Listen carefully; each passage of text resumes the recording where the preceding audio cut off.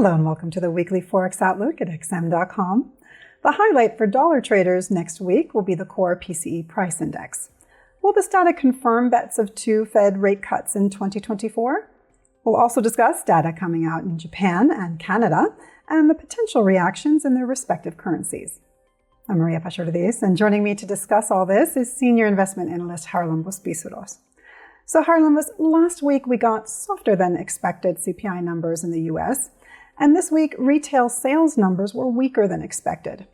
Next week, the core PCE price index for May is due out on Friday. What are we expecting there, and how might this data impact the Fed's rate path and the dollar? Hello, Maria.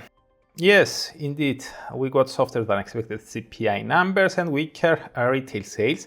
And to be honest, maybe that's why investors remain convinced that the Fed will proceed with 2 quarter-point rate cuts this year, despite the updated dot plot pointing to just one. They are also assigning around a 70% chance for the first rate cut to be delivered in September. Now, as for the core PCE index, this is the Fed's favorite inflation metric, and it is accompanied by personal income and spending data. Now, the slide in the core CPI for the month of May poses some downside risks to the core PCE print, and there may be downside risks to spending as well, derived by the weakness in retail sales. Although income may be poised to improve, something suggested by the better than expected average hourly earnings.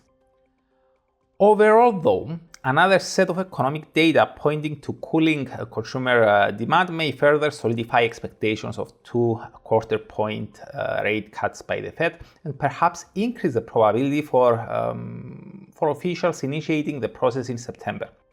This could prove negative for the US dollar, especially against its Australian counterpart.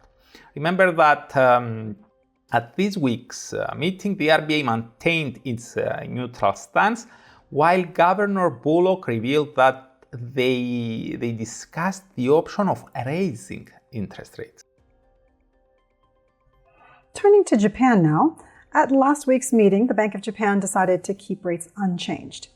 Next week, the summary of opinions from that meeting will be out on Monday, and we'll also get the Tokyo CPIs for June on Friday. How likely is a July hike by the BoJ, and what should yen traders be on the lookout for? Yes, at last week's meeting, the Bank of Japan stood pat, but they said that they would start trimming their bond purchases, although they will announce a detailed plan next month. On top of that, Governor Ueda said that he's not ruling out an interest rate hike in July. Still, the yen fell.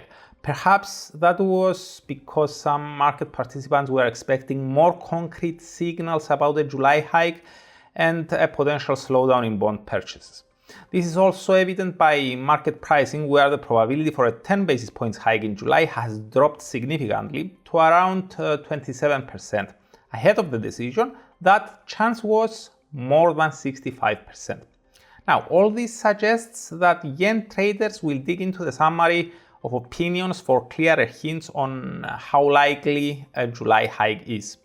If they are left once again disappointed, the yen is likely to extend its slide and perhaps take another hit if the Tokyo CPIs pull back below the bank's 2% objective again. Now, having said all that though, with dollar yen already trading near the 159 zone, further advances closer to the round number of 160 may significantly increase the risk of another intervention episode by Japanese authorities, although officials have been silent until now. And finally, turning to Canada, earlier this month, the BOC became the second central bank in the G10 group to cut rates by 25 basis points. Next week on Tuesday, we'll get Canada's CPI numbers. How do you think this data might impact the BOC's rate path, and what's the outlook for the Canadian dollar?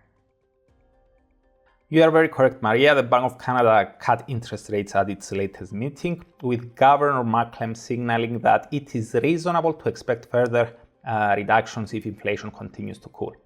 That's why the inflation data next week may attract special attention.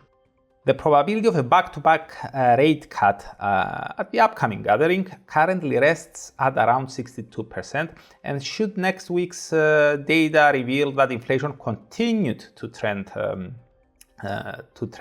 south, that probability could go higher. This could prove negative for the Canadian dollar.